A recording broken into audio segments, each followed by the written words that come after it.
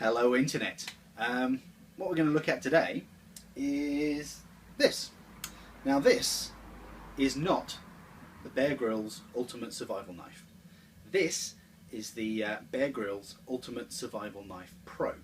Now I'm going to be looking at this from the point of view of an archer, and a knife to an archer is a very important tool. Yeah,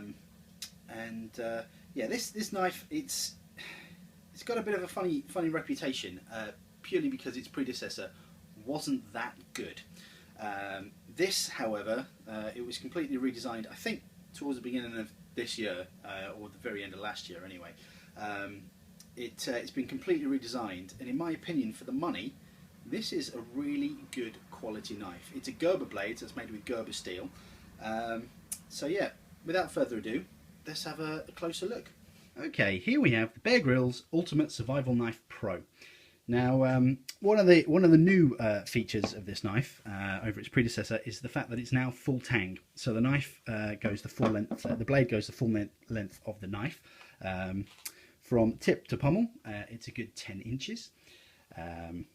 It has these lash marks, lash holes here, so you can lash it to a stick if you ever find yourself in a survival situation.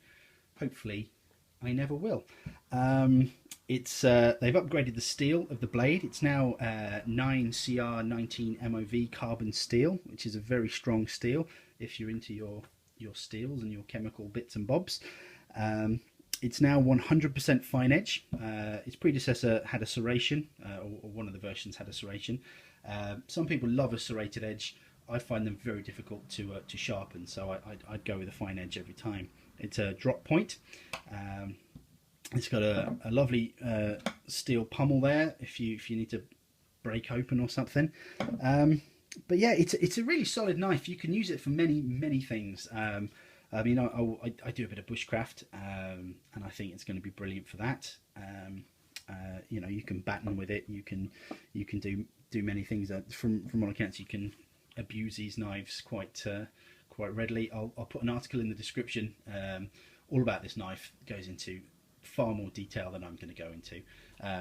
But yeah, I think its predecessor wasn't fantastic, and I think this is suffering because of that.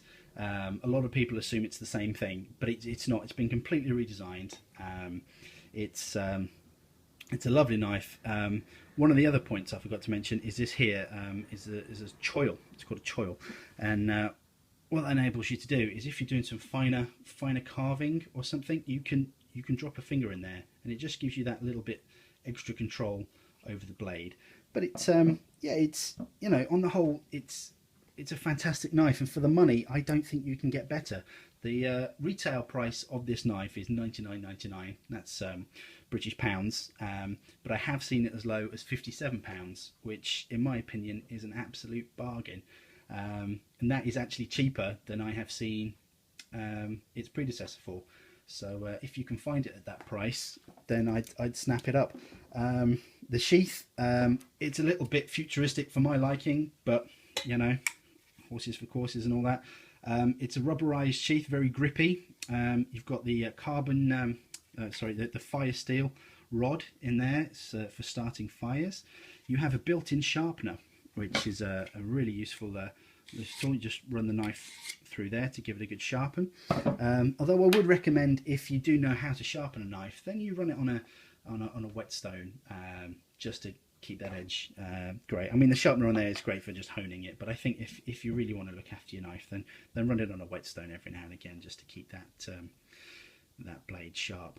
But there we go. That is the just a brief look at the Bear Grylls Ultimate Survival Knife Pro. So there we go. Okay guys, that's been the Bear Grylls Ultimate Survival Knife Pro. I hope you found that interesting. I didn't want to go into too much detail about the knife. I just wanted to show you some of the archery gear that I use.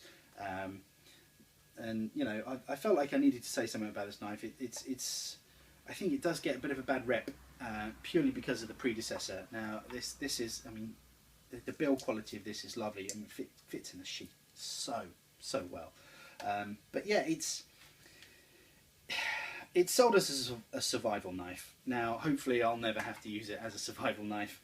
I just want to use it for digging arrows at tree stumps, and for that purpose I think this knife is more than adequate. I think it's a really strong knife. Gerber makes some excellent knives.